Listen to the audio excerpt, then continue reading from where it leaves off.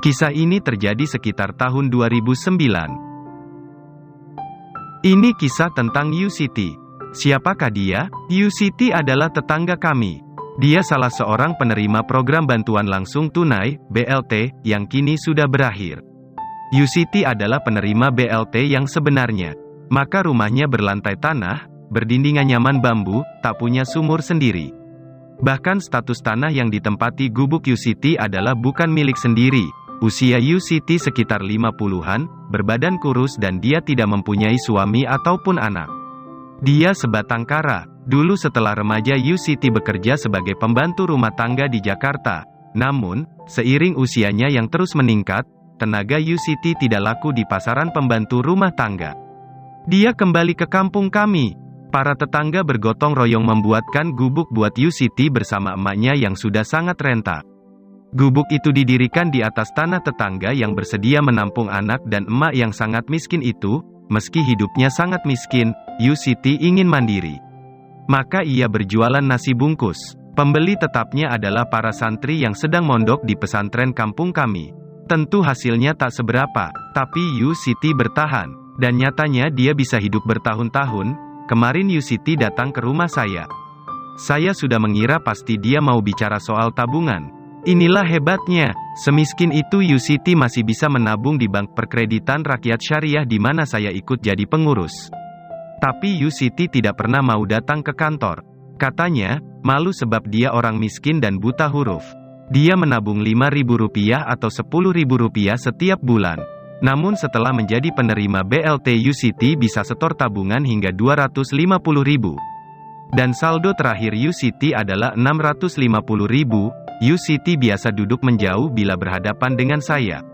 Malah maunya bersimpuh di lantai. Namun selalu saya cegah, "Pak, saya mau mengambil tabungan," kata Yu Siti dengan suaranya yang kecil. "Oh, tentu bisa. Tapi ini hari Sabtu dan sudah sore. Bank kita sudah tutup. Bagaimana bila Senin?" "Senin juga tidak apa-apa. Saya tidak buru-buru." "Mau ambil berapa?" tanya saya. "600.000, Pak." "Kok banyak sekali?" "Untuk apa, Yu?" Yu Siti tidak segera menjawab. Menunduk, sambil tersenyum malu-malu. "Saya mau beli kambing kurban, Pak.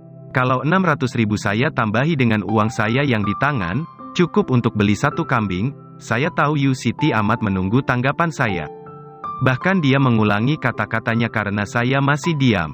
Karena lama tidak memberikan tanggapan, mungkin Yu Siti mengira saya tidak akan memberikan uang tabungannya. Padahal saya lama terdiam karena sangat terkesan oleh keinginan Yu Siti membeli kambing kurban. "Iya, Yu. Senin besok uang Yu Siti akan diberikan sebesar 600.000. Tapi Yu, sebenarnya kamu tidak wajib berkurban. Yu Siti bahkan wajib menerima kurban dari saudara-saudara kita yang lebih berada."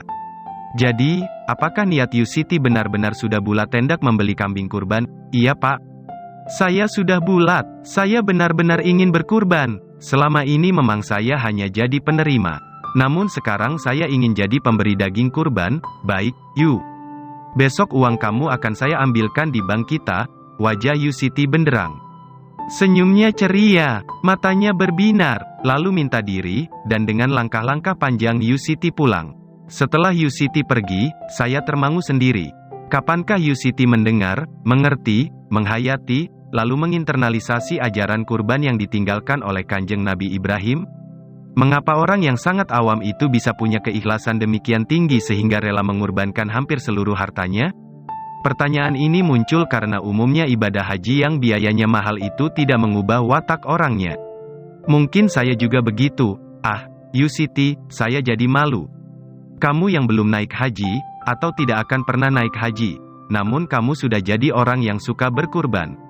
Kamu sangat miskin, tapi uangmu tidak kau belikan makanan, televisi, atau pakaian yang bagus.